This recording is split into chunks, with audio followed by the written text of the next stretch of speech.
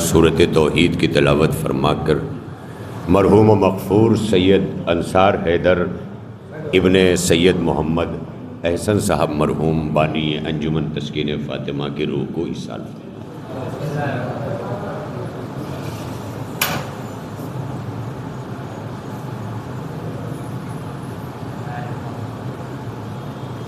بسم اللہ الرحمن الرحیم۔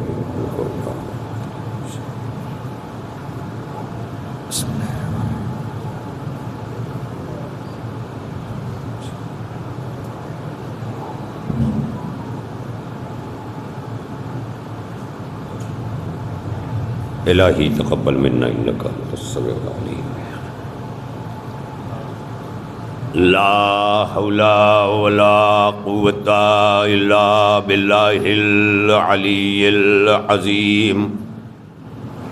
اعوذ باللہ من الشیطان اللعین الرجیم۔ بسم اللہ الرحمن الرحیم۔ الحمد للہ الذی ہدانا لہذا وما كنا لنهتدي لولا ان هدانا الله۔ لقد جاءت رسل ربنا بالحق۔ الصلاة والسلام على رسول الثقلین محبوب رب المغربین والمشرقین جد الحسن والحسین بالقاسم محمد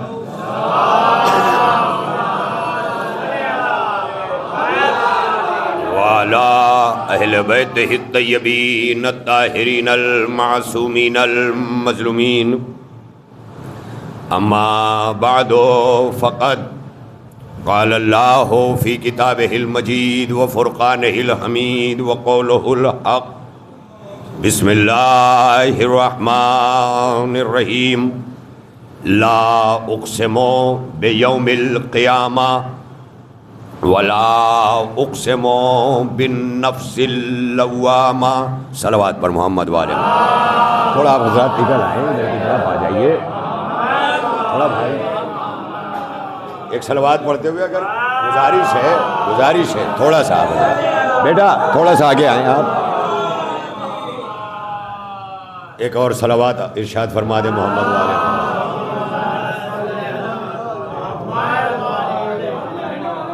یہ جگہ کی گنجائش نہ ہونے پر امام باڑے کا حق ادا ہو، بعد میں ابھی لوگ آئیں گے تو ظاہر ہے اگر آگے ترتیب پہلے سے ہو جائے گی تو مجلس کا نقصان نہیں ہوگا۔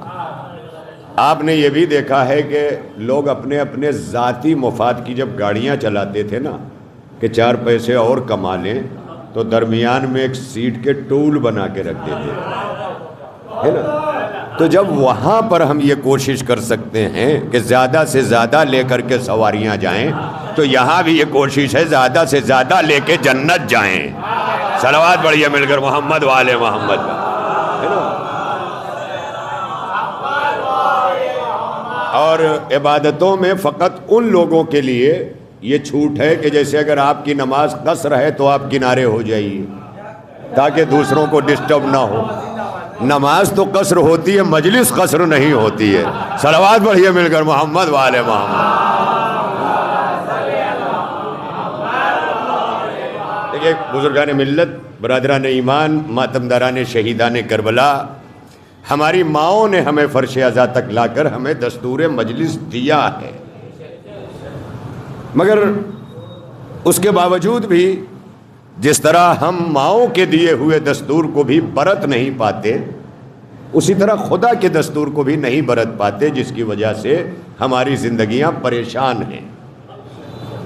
خدا کی قسم، اس ممبر کی قسم، علماء یہ پڑھتے ہیں تو سنا نہیں جاتا، کیونکہ بغیر عمل کے جنت، بغیر کسی کچھ کیے جنت چاہیے، نعرہ لگا کے جنت چاہیے، بس ماتم کر کے جنت چاہیے ہر ایک کا۔ تو ظاہر ہے نعرہ لگانے والے کو نعرہ لگوانے والا مولوی پسند ہوگا، ہر ایک چیز ہے، اور یہی بنا دیا گیا ہے ہمیں، ورنہ یہی مجلسیں فرش عزا پر ہمیں زندگی کے وہ آداب سکھاتی تھیں کہ دنیا ہمارا چلنا اٹھنا بیٹھنا دیکھتی تھی. یہ ہمارا ماضی گزرا ہے خدا کی قسم. عزائے سید الشہداء کے صدقے, عزاداری حسین کے صدقے ہمارا جو ماضی گزرا ہے اس نے ہمیں فرش عزا سے مہذب بنایا ہے.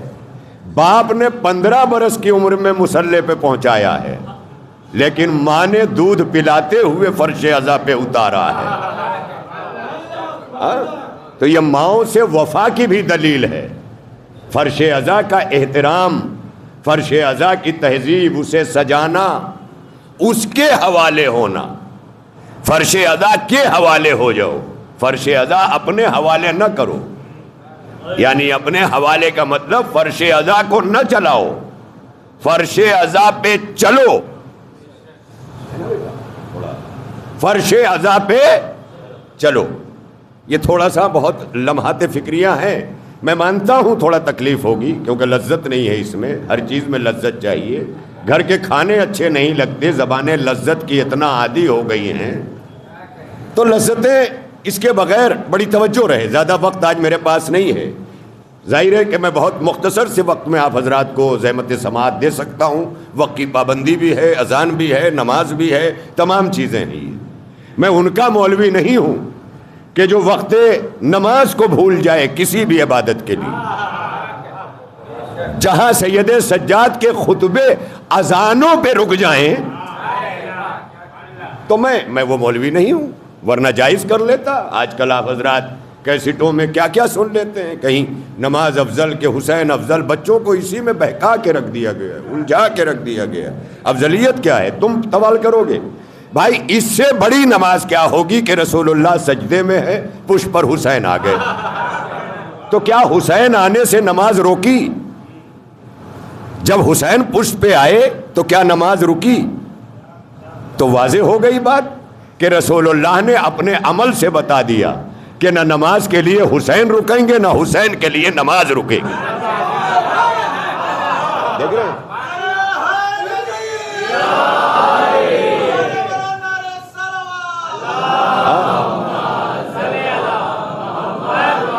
اور سرکار مدینہ کیا فرماتے ہیں, سلو کما یصلی, وہ نماز پڑھو جو مجھے پڑھتے دیکھو. جب نبی نے یہ کہہ دیا کہ نماز جیسے میں پڑھوں ویسے پڑھو, رسول اللہ نے یہ نہیں کہا بھائی تھوڑا سا میری طرف دیکھیں, ماشاءاللہ ممکن ہے, میں نے کہا نا کہ کچھ پہلے ہی میں تڑکا لگا دیتا ہوں, تو کچھ اذہان جو ہیں وہ ماشاءاللہ آمادہ نہیں ہو پاتے. ہاں, اور جہاں یہ آ جائے گا کہ مجھے کہا ہے, وہاں تو پوری مجلس میں مولوی کا بغض نکلے گا, اہل بیت کی محبت نہیں نکلے گی. صلوات پڑھیے مل کر محمد و آل محمد. تو ایک صلوات بآواز بلند پڑھ لیں مل جل کر محمد و آل محمد.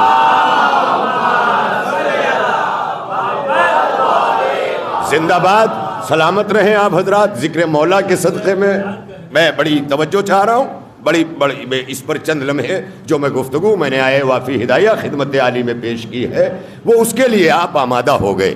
لہذا میں نے خدمت عالی میں جو آیتیں پڑھی ہیں یہ بہت کم سرنامہ سخن کے طور پر پیش کی جاتی ہیں, مگر میں نے ان آیات کو, 2 آیتیں ہیں بڑی مختصر سی ہیں, مگر قرآن کریم تو وہ ہے کہ جس کے نقطے کو بھی آپ چھوٹا نہیں کہہ سکتے. یا لفظ بدل کر کے کہوں کہ قرآن مجید اتنا عظیم ہے کہ جس کے نقطے کو علی کہتے ہیں. نہیں پہنچا ہی نہیں پایا میں خدا کی قسم. اس کے لیے ضروری ہے کہ باہر سے آ کے بولے, ہے نا, بڑی توجہ رہے. قرآن مجید کی عظمت کو سمجھنے کے لیے اتنا کافی ہے کہ حرف تو چھوڑیے, قرآن کتنا بڑا ہے, کتنا عظیم ہے, کتنا اعلیٰ ہے, کتنا عرفہ ہے, کتنی عظمتوں والا, کتنی رفتوں والا, کتنی کرامتوں والا, کتنا شفا والا, کتنا ہدایت والا, یہ سب قرآن مجید کی صفتیں ہیں. آپ دیکھ لیں اتنا عظیم ہے, ہم نے سمجھا ہی نہیں. ہم نے تو برکت کی کتاب سمجھا, ہم نے تو ایصال ثواب کی کتاب سمجھا, پڑھ کے انہیں پہنچایا جائے جو پڑھ نہیں سکتے. ارے میں کیا کہہ رہا ہوں, پڑھ کے انہیں پہنچایا جائے جو پڑھ نہیں سکتے، حالانکہ اتاری ان کے لیے گئی ہے جو سمجھ سکتے ہیں۔ ارے میں کیا کہہ رہا ہوں، بہت بڑی منزل ہے خدا کی قسم۔ سمجھنے کی شرط ہے قرآن مجید کے، پڑھنے کی شرط نہیں۔ افلا یتدبرون القرآن، یہی حکم ہے کہ قرآن کو سمجھو، تدبر کرو، غور کرو، فکر کرو۔ ظاہر ہے تو اب قرآن مجید کی عظمت کو آپ سمجھ سکتے ہیں، اس کی بلندی کو، اس کی رفعت کو، اس کے وزن کو، کیونکہ قرآن وہ کتاب ہے کہ جس کے لیے رسول اللہ نے ویٹ کی ورڈ استعمال کی ہے، یعنی وزن ہے، ثقلین یعنی دو وزن۔ اب یہ کتنا وزن ہے، کوئی سوچ سکتا ہے اس کا وزن؟ میں نے ابھی جملہ کہا کہ جس قرآن کے نقطے کا نام علی ہو وہ کتنا وزندار ہوگا، اور جتنا وزن قرآن کا ہے اتنا اہل بیت کا ہے۔ میں کیا کہہ رہا ہوں، اور جتنا وزن اہل بیت کا ہے اتنا قرآن کا ہے۔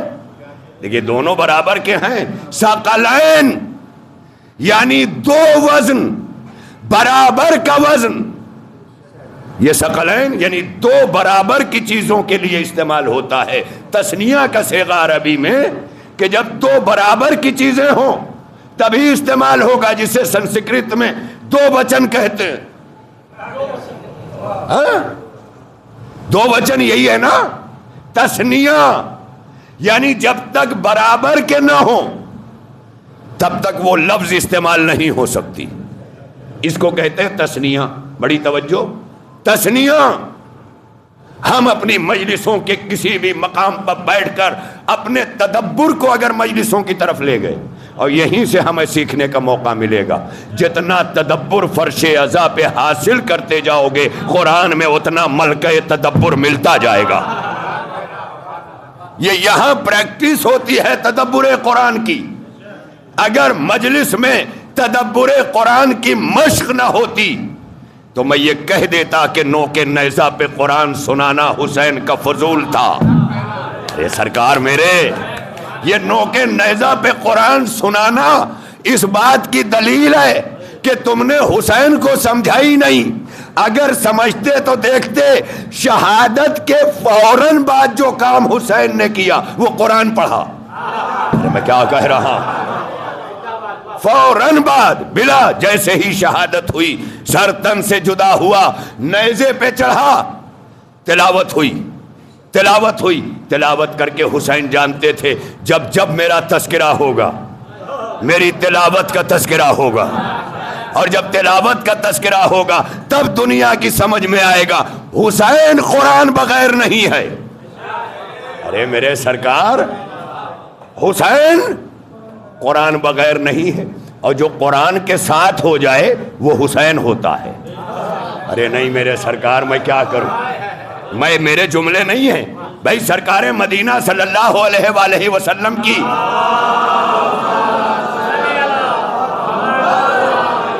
مشہور حدیث ہے، العلی مال قرآن، علی قرآن کے ساتھ ہیں، علی قرآن کے ساتھ ہیں، والقرآن مال علی، اور قرآن علی کے ساتھ ہے۔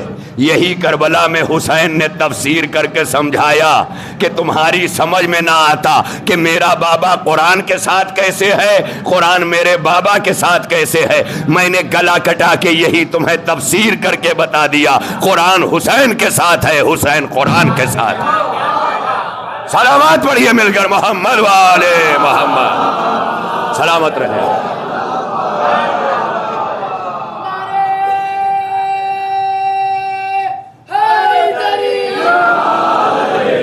اب میرے پاس دو آپشن ہیں، دو آپشن۔ ایک آپشن وہ ہے جسے میں بیچ کے آپ سے پیسہ کما سکتا ہوں، اور ایک آپشن وہ ہے جسے میں بیان کر کے اللہ سے جنت پا سکتا ہوں۔ اب یہ مجھ پر ہے کہ میں کون سا بیان کروں۔ ایک آپشن یہ ہے کہ آپ کو قرآن پڑھنے کی کیا ضرورت ہے، جیسا حسین پڑھ گئے کہ آپ پڑھ پائیں گے؟ ارے میں کیا کروں، بس آپ نے کہا مولانا تو صحیح کہہ رہے ہیں، ارے جب حسین پڑھ گئے تو اب کس کی مجال کہ ان سے آگے پڑھے؟ کیا ضرورت ہے؟ وہ تو ہم سب کی طرف سے پڑھ گئے، شہید ہو کے پڑھ گئے۔ کسی شاعر نے، ڈاکٹر شوکت عابدی صاحب یہاں تشریف فرما ہے، کراچی کی سرزمین سے آواز دی تھی کہ اذان دی گئی حضرت بلال کی آواز، نماز پڑھ گئے دنیا میں کربلا والے۔ یہ انداز کیا بتا رہا ہے؟ یعنی وہ پڑھ گئے، تم کیا پڑھو گے ان کے جیسی؟ ایک انداز یہ بھی ہے، اور ایک انداز یہ ہے کہ جب وہ زیر خنجر بھی سجدے میں ہیں تو تم آزادی میں بھی سجدے میں نہیں جا سکتے۔ اب یہ دوسرا رخ ہے، ذرا اس کو سختی سے لینا پڑتا ہے کہ مولانا اب تو پھنسا رہے ہیں، مولانا سامنے ہے تو کہا پھنسا رہے ہیں، کہیں اللہ سامنے ہوتا تو اس سے بھی کہہ دیتے کتنا پھنسایا، تو اللہ بھی مسکرا کے کہتا جتنا پھنسایا تھا مشکل کشا بھیج کے اتنا چھڑایا بھی ہے۔ صلوات پڑھیے مل کر محمد والے محمد، سلامت رہے۔ دیکھیں آپ کے سامنے پیش نظر ہے، جو چاہتا ہوں خدمت عالی میں عرض کرنا کہ ہمارے لیے یہ سوچنے کا مقام ہے، یہ جاننے کا مقام ہے، یہ غور کا مقام ہے، یہ فکر کا مقام ہے، یہ تدبر کا ہے، یہ تفکر کا ہے کہ جہاں اللہ آواز دے رہا ہے افلا یتدبرون القرآن، قرآن میں غور کرو، اور غور تبھی ہوگا جب اس کی عظمت کو سمجھو گے۔ جتنا مہنگا عطر ہوتا ہے اتنے دن دماغ میں رکھ رکھ کے چلایا جاتا ہے، اور سستا ہوا تو دوسروں کے بھی ہاتھ میں۔ یہ لیجیے، اس کا مطلب یہ ہے کہ وزن کا اندازہ ہونے کے بعد طے ہوگا کہ قرآن ہمارے لیے کتنا وزنی ہے، قرآن ہمارے لیے کتنا وزنی ہے، کتنا وزنی ہے۔ گھر میں رکھ دیا، ان کے پاس بھی قرآن ہے، جو سوچتے ہیں بھوت نہیں آئے گا، حالانکہ بغیر قرآن کے یہ گھر میں خود ہی بھوت ہیں۔ بڑی توجہ رہے، اگر گھر میں قرآن رکھ کے بھی قرآن پہ عمل نہ ہو اور پڑھا نہ جائے تو ان سے بڑا بھوت کون ہوگا؟ ہاں، آپ ہمارے لیے سوچنے کا مقام ہے۔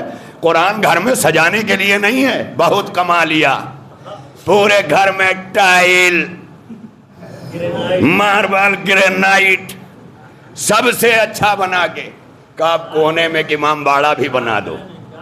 امام باڑہ چومنے کے لیے نہیں بنایا گیا تھا، بیٹھنے کے لیے بنایا گیا تھا۔ امام باڑے وہ بناؤ جس میں بیٹھ کر ذکر حسین کر سکو، اس کا نام امام باڑہ ہے، ورنہ اس کو علم کہو، امام باڑہ نہیں۔ علم چومنے کے لیے ہے، امام باڑہ بیٹھنے کے لیے ہے۔ تو جب بناؤ تو ایسا بناؤ جو بیٹھنے لائق ہو۔ گھر تو بہت اچھا بنا لیا، مگر کبھی ایک امام باڑہ بنانے کی فکر نہیں رہی۔ اما بنانے کی کیا، جو بنا ہے اسی کو بگاڑتے زندگی گزری۔ ہائے ہائے ہائے، صلوات پڑھیے مل کر محمد والے محمد پر۔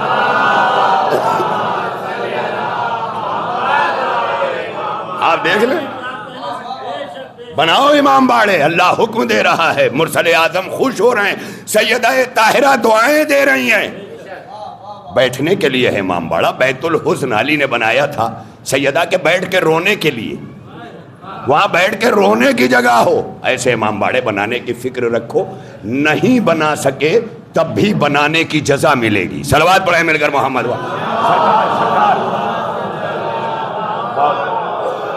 یہ بڑا ستم ہوگا، ایک اور صلوات بابا جے بلند۔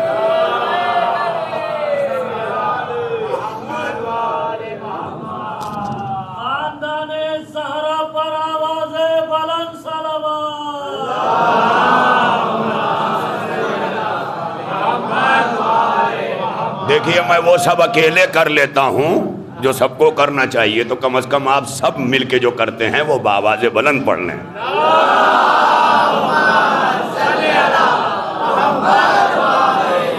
بڑی توجہ، خدا کی قسم آپ کی اعلیٰ سماعتیں اس وقت جتنا بیدار ہے نا، میں پونے گھنٹے میں 1.5 گھنٹے کی مجلس پڑھ دوں گا۔ ہاں، یہ بانیان مجلس سمجھ لیں کہ میں پونے گھنٹے پڑھوں گا، لیکن 1.5 گھنٹے کا میٹر دے کے اتروں گا، یہ وعدہ ہے میرا۔ ورنہ پونے گھنٹے کی مجلس کو بھی 1.5 گھنٹے کی بناتے ہیں لوگ۔ بہت بہت وقت تھا، میں واقعہ پڑھتا، معجزہ سناتا، قصے سناتا، کہانی سناتا، تو میں نے بجائے اس کے کہ چھاس میں اڑا جائے، دودھ میں رہا جائے، ماٹھے میں رہا جائے، اس سے اچھا ملائی میں رہا جائے۔ جو اوپر سے اتار لی جاتی ہے وہی حاصل ہے پورے دودھ کا۔ اب جملہ کہوں خدا کی قسم، جس طرح سے پورا دودھ ابتدا سے پکتے پکتے اوپر آ کے ملائی بنتا ہے، تو دنیا کہتی ہے یہ پورے دودھ کا حاصل ہے، جسے کریم کہا گیا۔ اب انگلش میں ایک جملہ بولا جاتا ہے، ارے کریم طبقے کے لوگ، کریم طبقے کے لوگ۔ یہ کریم کیا ہے؟ یعنی پورے سماج کو چھان کر جو لوگ چنے گئے ہیں، جو لوگ چنے گئے ہیں، نچوڑ ہیں جو پورے سماج کا۔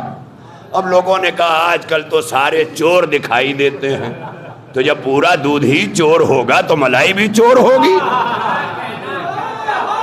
صلوات پڑھیں نا مل کر محمد والے محمد پر۔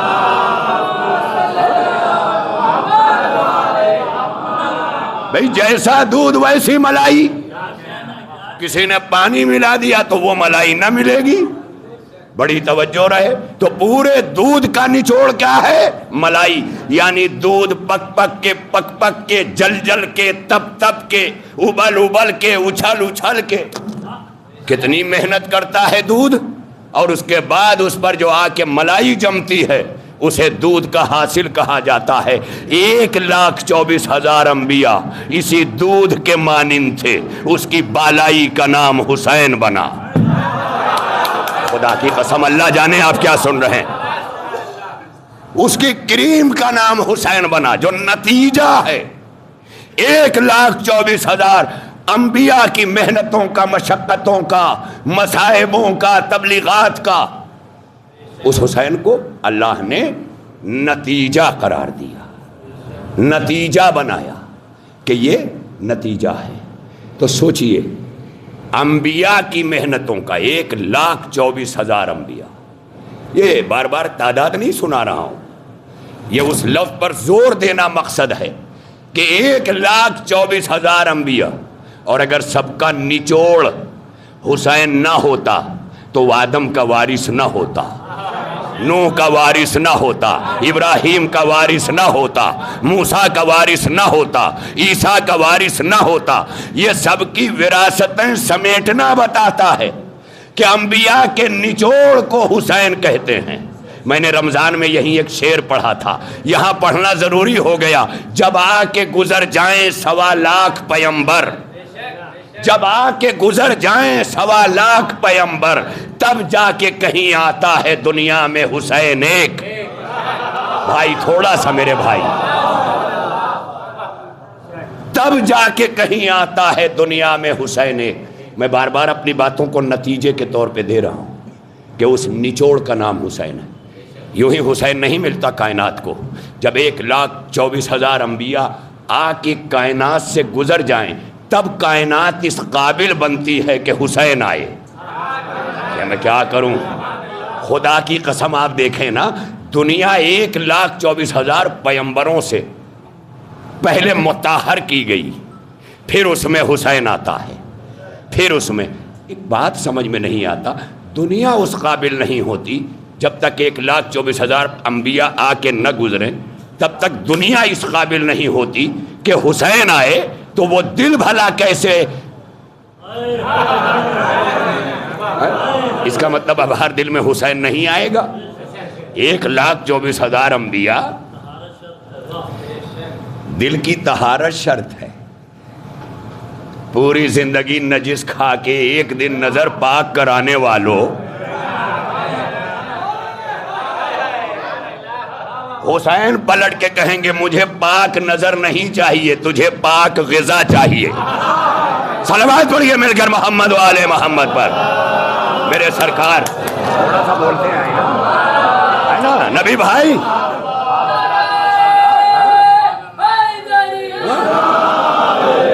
یہ کیا چاہتے ہیں سناؤں کا قصہ؟ ہاں بڑی توجہ رہے، بہت سب آتا ہے مجھے قصہ سنانا بھی، لیکن جب آپ بیدار ہیں تو فکر بھی، اور جب فکر دے رہا ہوں تو ظاہر ہے کہ کتابوں سے فکر دینا ایسا ہی ہے. یہ پوری لائبریری کا نچوڑ جب اکٹھا ہوتا ہے تب ایک کتاب فکر بنتی ہے. اسی لیے ابتدا سے انتہا تک کا تمام علم جب نچوڑا گیا تب قرآن بنا. قرآن پیکر میں ڈھلا تو اہل بیت بنا، لفظوں میں ڈھلا تو کتاب بنا. ارے دیکھیں آپ، لفظوں میں ڈھلا تو قرآن کتاب بنا، پیکر میں ڈھلا تو اہل بیت بنا. قرآن بھی کہہ رہا ہے کہ مجھ میں سب ہے، ولا رطب ولا یابس الا فی کتاب مبین. اب دیکھیے دونوں برابر کے کتنے ہیں. قرآن کہہ رہا ہے کوئی خشک کوئی تر ایسا نہیں ہے جو مجھ میں نہ ہو، اور علی کہہ رہے ہیں جو پوچھنا ہے پوچھو. کہ کہاں بیٹھے ہیں آپ؟ علی کہہ رہے ہیں جو پوچھنا ہے پوچھو. قرآن کہہ رہا ہے کوئی خشک کوئی تر ایسا نہیں ہے جو مجھ میں نہ ہو، جو مجھ میں نہ ہو. اس کا مطلب قرآن رکھ کے ڈیٹا سائنس دیکھنے والے ڈیٹا سائنس دیکھ کے قرآن پڑھو، تب سمجھ میں آئے گا تمہاری سائنس پیچھے ہے قرآن آگے ہے. ڈیٹا سائنس پڑھ کے، لیکن جیسے ہی ڈیٹا سائنس پڑھا ویسے لیٹا سائنس ہو گیا. اب اور قرآن سے دور. تھوڑا پیسہ آ گیا ہے نا. اب اگر کبھی کبھی تھوڑا پڑھنا بھی چاہے تو پڑھ نہیں پاتا ہے، پھر پڑھواتا ہے. یہ پڑھوانا بتا رہا ہے کہ یہ اپنے لیے نہیں کر رہا ہے. قرآن کہہ رہا ہے میں تیرے لیے آیا ہوں، میں تیرے لیے اترا ہوں. یہ قرآن کی صدا ہے. لیکن ہم کہہ رہے ہیں پڑھوا دو، پڑھوا دو. 1000 پڑھوانے سے بہتر ایک سورہ خود پڑھو. ایک سورہ پڑھو تو. ارے ایک سورے کے بہانے اس دن پاک تو رہ لوگے، ورنہ کیسی زندگیاں گزر رہی. تھوڑا دیکھیے کیا پڑھا مولانا نے مجلس، کیا کیا. اس لیے کہ جب کبھی دل پہ یہاں لگتی ہے تو سچی بات نہیں کہتے، گھما کے کہتے ہیں. یہ سب میں بھی جانتا ہوں. اس پر تو PhD ہوں بھلے ڈگری نہ ہو.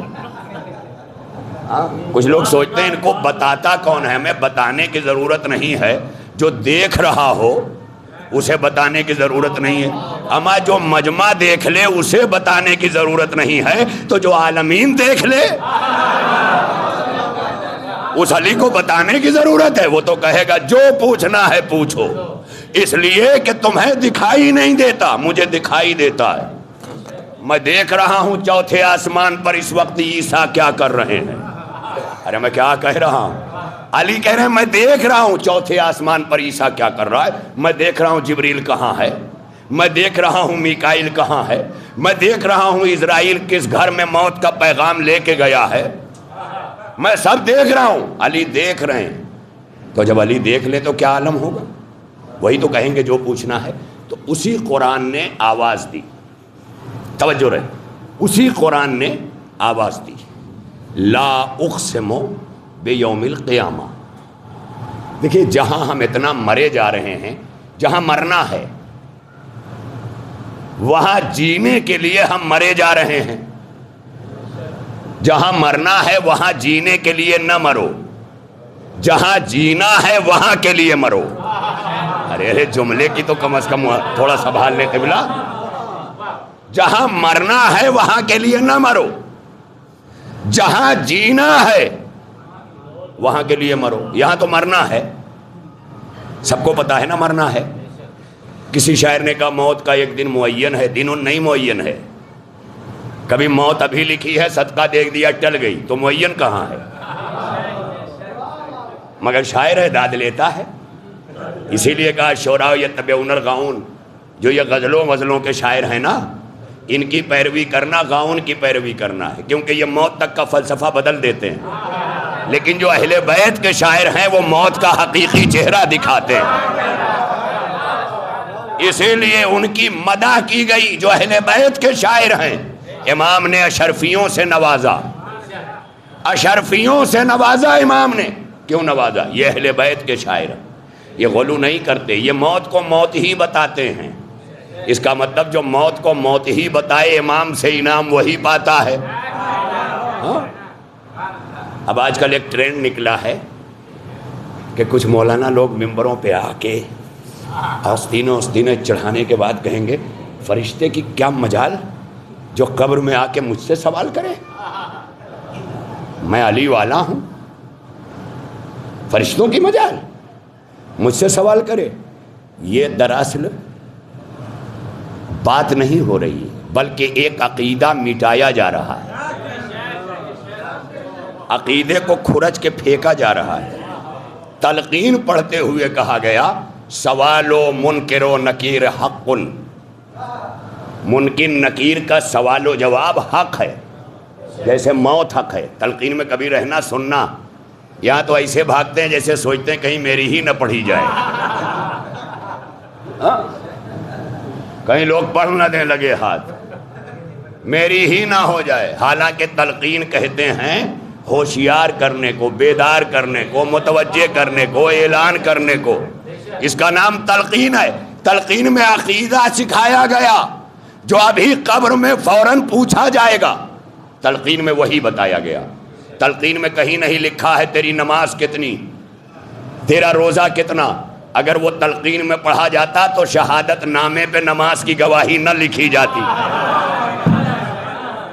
یہ لکھا جانا بتا رہا ہے، یہ ایڈیشنل ہے جو لکھا جا رہا ہے، اور جو تلقین میں پڑھا جا رہا ہے یہ حق ہے۔ سوال منکر و نکیر حق، منکر نکیر کا سوال کرنا حق ہے۔ اب اگر کوئی مولوی وہاں پر ممبر سے یہ بیان کر دے تو نعرے تو بہت اچھے لگیں گے، کیونکہ ہمیں علم نہیں ہے نا، وہاں تک ہم ڈوبے ہی نہیں جہاں قرآن کہتا ہے، جہاں علی کہتے ہیں۔ جب ہم تبرک کے لیے فرش عزا پہ ہوں گے تو ذہن ہمارا مطلب کی طرف نہیں ہوگا، مقصد کی طرف نہیں ہوگا۔ خدا کی قسم کوئی میرا بھائی، کوئی میرا مومن اپنے اوپر نہ لے اس میں بھی شامل ہوں۔ آپ سوچیں نا، غور کریں کہ ہماری مجلس پہ آمد کا مقصد کیا ہے۔ یہ کبڈی نہیں ہے کہ گرتے گرتے بھی لکیر چھو دو تو ونر ہو جاؤ گے، یہ میدان عمل ہے جہاں پر ہمیں یہ فکر کرنی ہے۔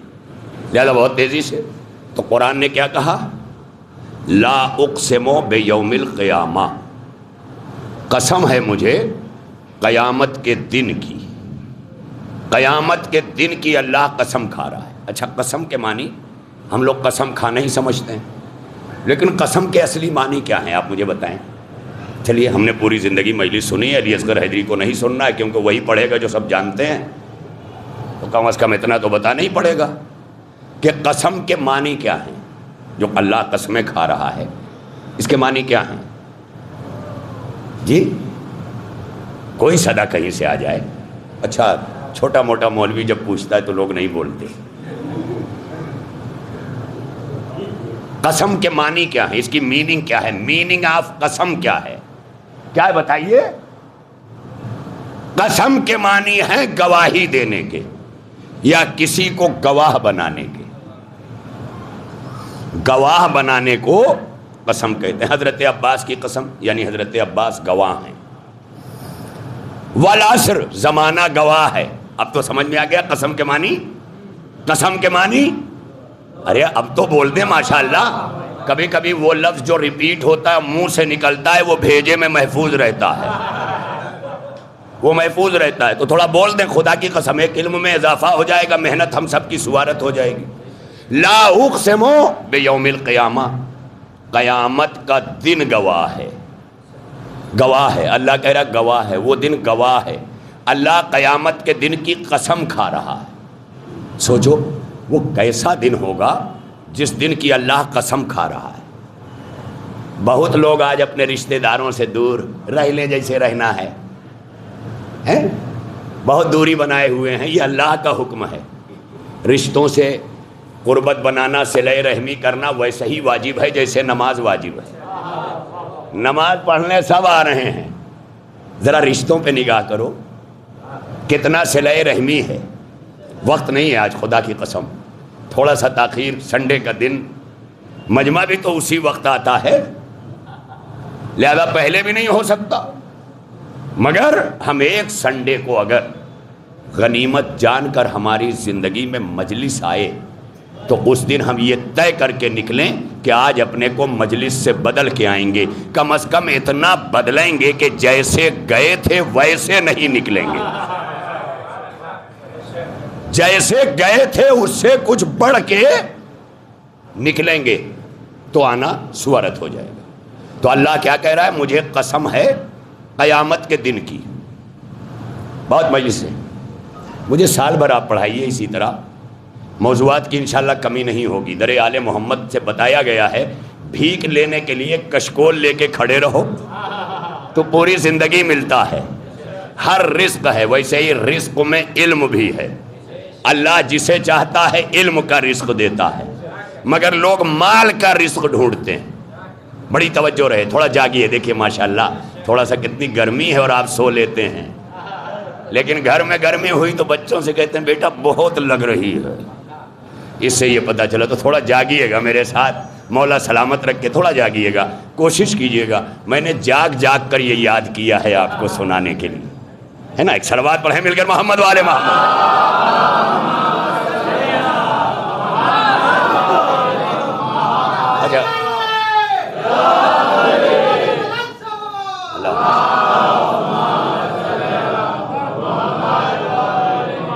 ممبر کی قسم، علم کی قسم، کتنی جگہ پر مجھے اسی بات سے لوگوں نے ہٹوا دیا ہے کہ وہ ٹوکتے ہیں، یہ کہتے ہیں کہ وہ ٹوکتے ہیں لوگوں کو، ہٹاؤ ان کو۔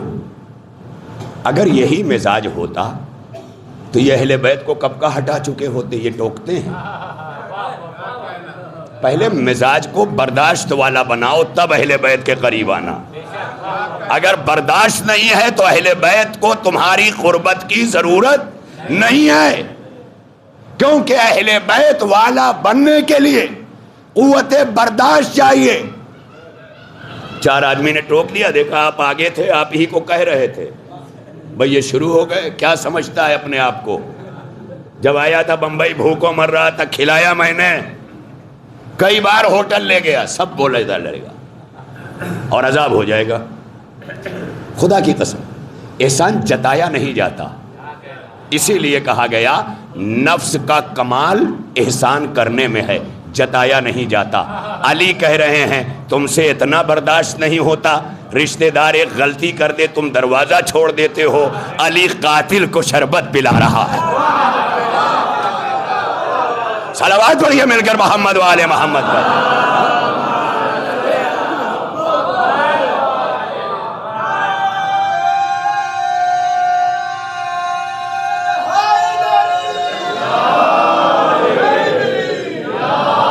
ایک بار سارے مل کے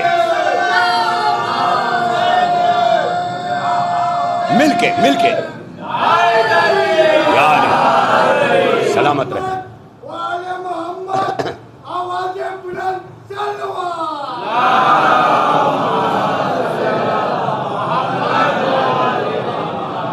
تو انشاءاللہ will be continued to next and nearest مجلس انشاءاللہ۔ کوشش کروں گا کہ اگلی مجلس میں اور جلدی ہی جو ہونے والی ہو اس میں انشاءاللہ میں اس بات کی کوشش کروں گا۔ کتنا ہٹاؤ گے؟ میں بھی لاسا لگا لگا کے رکھوں گا، اس لیے کہ ہٹانے والے حسین کو ہٹاتے رہے۔ حسین نے نوکے نیزہ پہ گلا کٹوا کے کہا تم ہٹانا چاہتے تھے تم ہی بٹھا کے چلو گے۔ ہائے ہائے ہائے ہائے، تم ہی نوکے نیزہ پہ تم نے جھکانا چاہا تھا تم اٹھا کے چلو گے۔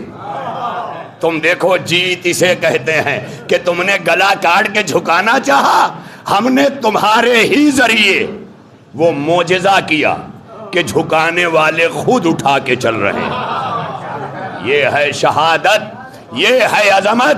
آج ایک مرحوم کے ایصال ثواب کی مجلس، لا اقسم بیوم القیامہ، میں نے چاہا تھا خدا کی قسم، لیکن ایسے مطالب کے لیے ایک کہتے ہیں نا درس خارج کی طرح، جب پہلے سے ساری توجہات جو ابھی بنی ہے نا، اب مجھے لگ رہا ہے یہ سماعتوں کا جو ہائی وے ایکسپریس وے بنا ہے، اب میں خطابت کو چاہے جتنی رفتار سے چلاؤں انشاءاللہ مجھے کوئی خطرہ نہیں ہوگا، لیکن کیا کروں، جیسے ہی ایگزٹ آیا سارا معاملہ تمام ہو گیا۔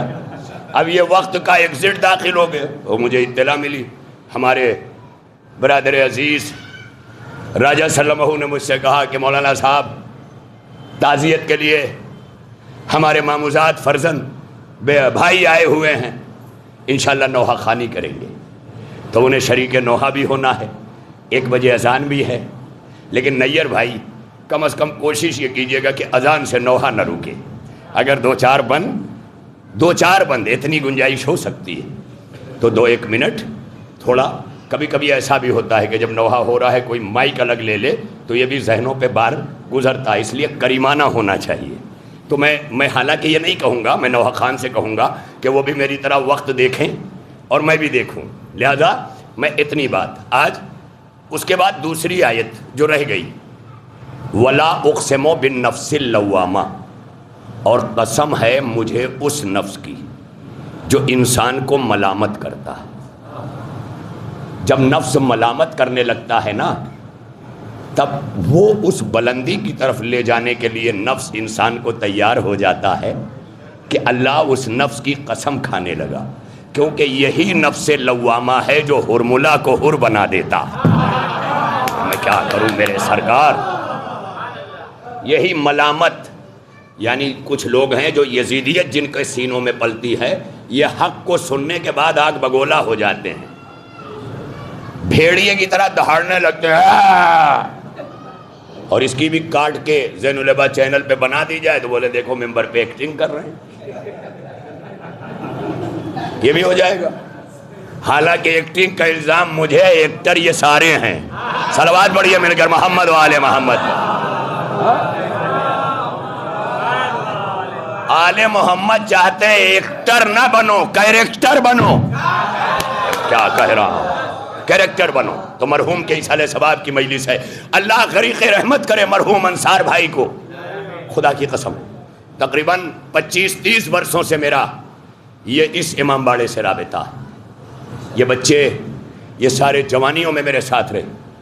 انصار بھائی جب میں یہاں محرم کا دوسرا عشرہ مدتوں پڑھا، آپ حضرات گواہ ہیں، پڑھتا رہا ہوں، جب پڑھنے آتا تو دروازے پہ بیٹھے ہوتے، طبیعت خراب ہوتی، بہت علیل رہتے، کبھی سانسیں چل رہی ہیں، کبھی بخار کی شدت میں ہیں، مگر بچوں سے کہہ کے کہتے تھے مجھے امام باڑے کے دروازے تک لے چلو۔ اور جب میں امام باڑے کے دروازے پر اندر پہنچتا تو حالانکہ اگر تاخیر بھی ہو نا تو ہاتھ پکڑ کے روک لیتے تھے، کہتے تھے مولانا آج یہ پڑھ دیجئے گا، مولانا آج مصائب کربلا کے بعد جو مصائب اہل حرم پہ گزرے ہیں وہ پڑھ دیجئے گا۔ یہ خالی پڑھوا نہیں رہے تھے بلکہ اپنے گھرانے کے بچوں اور نسلوں کی تربیت کر رہے تھے، کیونکہ انہیں محسوس تھا کہ میرے بچوں کو کس چیز کی ضرورت ہے، کہاں تک یہ سن چکے ہیں، کہاں سننا ہے۔ یہ فکر بتاتی ہے کہ انسان اپنے وجود میں کتنا مومن تھا۔ خطائیں مومنوں سے ہوتی ہیں، لیکن مومن خطائیں تو کر سکتا ہے، نفاق تک نہیں پہنچ سکتا۔ اللہ خطاؤں کو تو معاف کرتا ہے، یغفر الذنوب، اللہ گناہوں کو معاف کرتا ہے، لیکن نفاق کو نہیں معاف کرتا، مگر گناہوں سے بچنے پر انعام دیتا ہے، انعام دیتا ہے۔ یہ بھی تو سوچا کرو کہ مجلس حسین کتنی بڑی رحمت ہے کہ دنیا پوری سنڈے کے دن اپنے اپنے پکنک، کھانے پینے، ہوا و ہوس کے پروگرام بناتی، لیکن یہ حسین کی مجلس تمہیں ہر اتوار کو فرش عزا تک لاتی ہے اور ابتدا سے انتہا تک تمہیں پاک رکھتی ہے، تمہیں گناہوں سے محفوظ رکھتی ہے۔ سوچو جن کا ذکر ہمیں گناہوں سے محفوظ رکھے وہ کتنے بڑے معصوم ہوں گے، مگر وہ معصوم ہو کے بھی حسین کربلا کے مقتل سے صدا دیتا ہے۔ جملہ سنو گے کیا ہے حسین کی صدا؟ بس بڑی توجہ رہے میرے سرکار، میں نے آپ سے کہا ہے مصائب کے چند جملے پڑھ پاؤں گا، وقت نہیں ہے، مگر 2 جملے جو آنکھوں میں آنسو لا کر ہمیں رومال فاطمہ کے قریب کر دے، کیونکہ دنیا میں کسی عبادت میں وہ دم نہیں ہے سوائے آنسوؤں کے کہ جو رومال زہرا خود آنکھوں پہ آتا ہے، جسے وہ ماں لینے آتی ہے جس نے حسین کو چکیاں پیس کے پالا تھا۔ ہاں ارباب عزا آپ کی آوازیں بلند ہو گئیں، زہرا چکیاں پیس کے پالتی تھی اور اس وقت لبوں پہ تلاوت کی صدا ہوتی تھی۔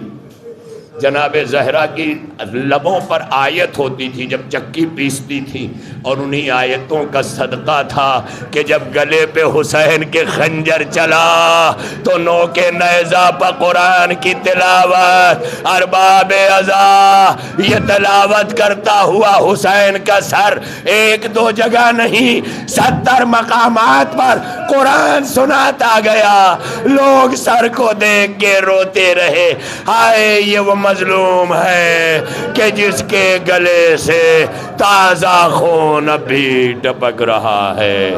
ایک ماں راستے بھر آواز دیتی رہی، اے میرے حسین میں نے تجھے چکیاں پیس کر پالا ہے۔